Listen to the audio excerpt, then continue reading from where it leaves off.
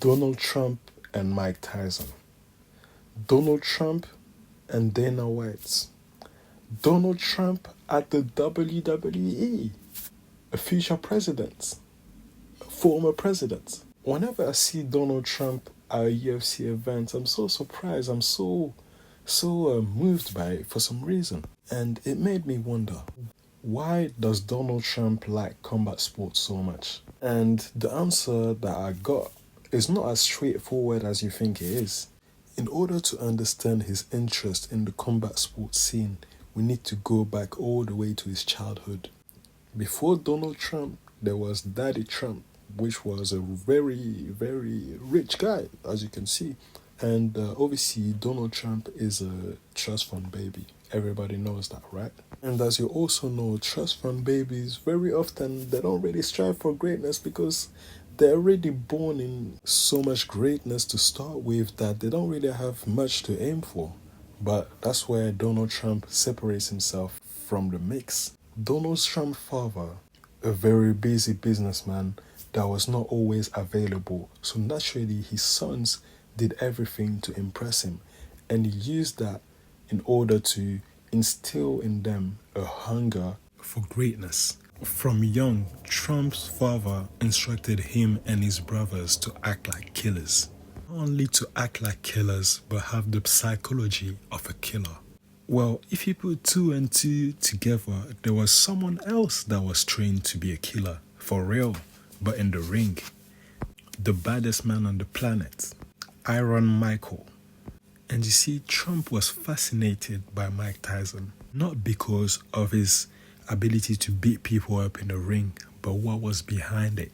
The training that Mike Tyson had, the psychology that he had, the teachings of Cus D'Amato, and obviously the publicity and money and whatnot. Come on, Mike Tyson was very famous. But you see, this is the type of people that Trump wanted to hang around with. He wanted some of that effect to rub on him. And if you look at the teachings of D'Amato, you will see that Trump does the same thing. What D'Amato taught to Mike was to have positive affirmation, to repeat how great you are, tell it, say it every day, repeat it to yourself, threaten people with great violence. Think of yourself as above everyone else. And when you look at Trump, what does he do? What did he do before becoming president? And what does he still do? Yeah, I'm the best. I'm this. I'm the best businessman. I got the best this. I got the best that. Violently attacking his political opponents or business opponents in the business way, in a political way, but still with great violence. Spreading fear, using fear, weaponizing fear.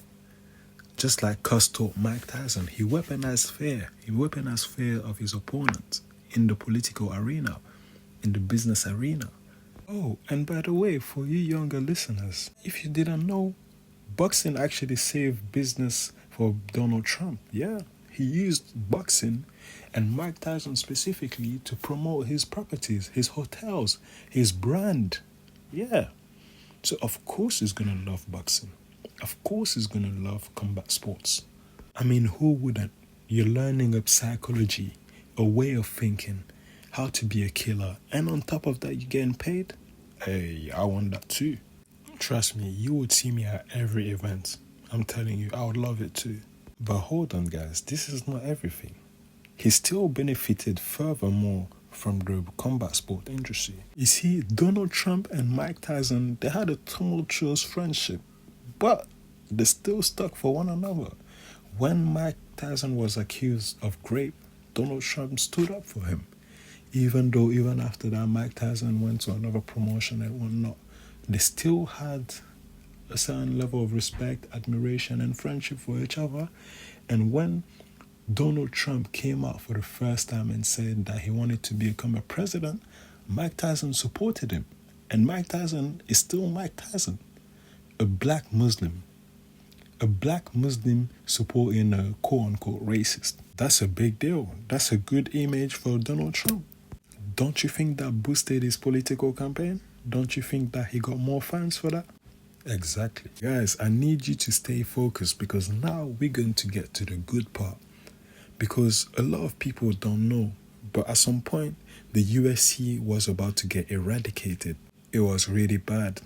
Dana was in the Reds. Everything was bleak. But worst of all, the last nail in the coffin was John McCain, Senator John McCain, coming out swinging for the UFC, calling it cockfighting, and doing everything to ban the sport. And it's not like he was alone in this claim. A lot of people were actually against the UFC. But guess who came to the rescue? And yes, you got it right, Mr. Trump, Mr. Donald Trump. He gave a quick phone call to Dana and told him that he can come to the plaza and that he would host the UFC for them. So all the UFC fans, you gotta kind of say thank you to Donald Trump. I'm not a Trump supporter and I'm not a Trump hater either, but I'll say thank you for saving the UFC at that time. And of course, in return, he gained more support from the people, and Dana owed him because of what he did. And one thing I have to give to Dana White is that he's loyal. Once he's with you until the end. The only time he really dropped the ball was with Mighty Mouse Johnson. But except from that, he's a pretty loyal dude. As an educated adult who knows the fight business, you cannot deny that while John Jones is active, he is the greatest fighter in the world. And Dana shows his loyalty to Trump by supporting him and by advocating for people to actually vote for Trump. He said that it was actually vital, I'm paraphrasing a little bit, but it was vital that Trump should get re-elected. And he said that Trump was a fighter at heart. After all these facts, it's easy to understand why Donald Trump is so interested in combat sports, in the combat sports industry, why he rubs shoulders with all of these different promotions. It's because it's simply beneficial for him. He's a man of the people. You have full violence pages, MMA pages reposting him and everything. But at the end of the day, no one can say that he doesn't like the sports for itself. Because once you see the magic, it's hard to go back. So yeah guys, it's your favorite YouTuber, Tenams Go. If you like this video, you can click here or here, or just go on my profile, subscribe, and there's much more videos like these. And also check the link in the description to help support the people of Palestine. They don't want me to talk about it. Please do show support. And yes, until next time. قالوا إنها وعد نحن عصبة الأسد فأتاهم زحفنا زائلون للأبد.